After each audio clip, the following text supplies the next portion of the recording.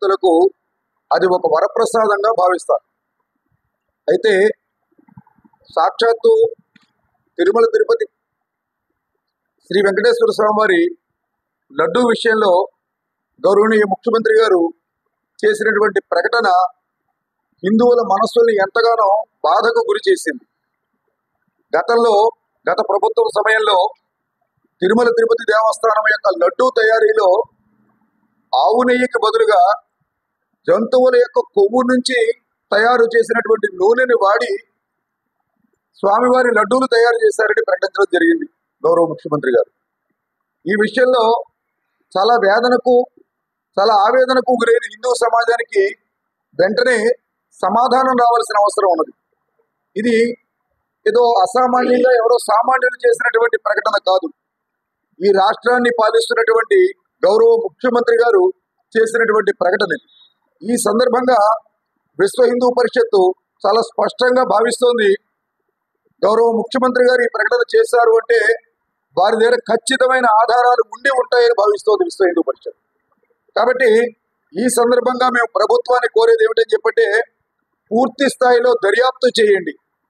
ఇందులో వాస్తవాలు ఉన్నాయా, అవాస్తవాలు ఉన్నాయా, యావత్ హిందూ సమాజానికి వెంటనే తెలియజేయవలసినటువంటి అవసరము ప్రభుత్వం మీద ఉంది అని విశ్వ హిందూ పరిషత్ గట్టిగా చెబుతోంది.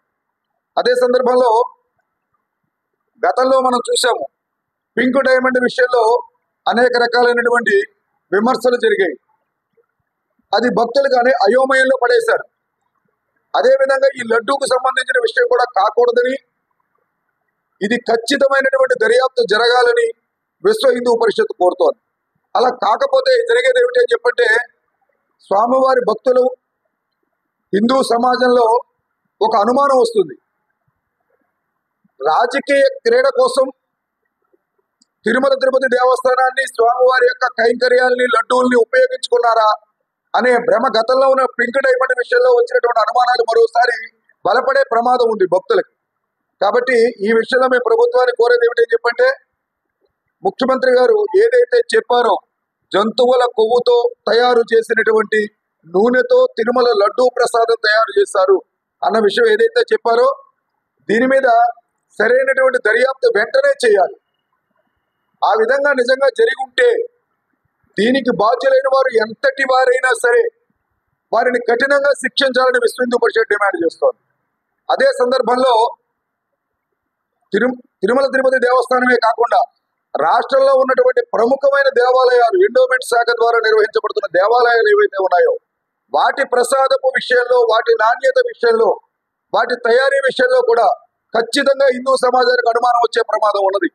కాబట్టి ఇదే సందర్భంలో కేవలం తిరుమలలోనే కాకుండా ప్రభుత్వం నిర్వహిస్తున్న ఎండోమెంట్ శాఖ ద్వారా నిర్వహిస్తున్న ప్రముఖ దేవాలయాలలో లడ్డూల విషయంలో కూడా, వాటి నాణ్యత విషయంలో కూడా ప్రభుత్వం సంపూర్ణమైనటువంటి దర్యాప్తు చేయాలని కోరుకుంటున్నాం.